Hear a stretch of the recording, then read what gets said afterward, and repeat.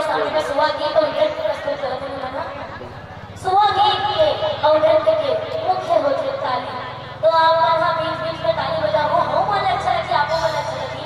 ये गाना शुरू करने पहले एक बार जयकारा गाते हो और बात देखते हुए गीत बोल बिहारी लाल की थोड़ा जोरदार आवाज में लीजिए आप लोग के।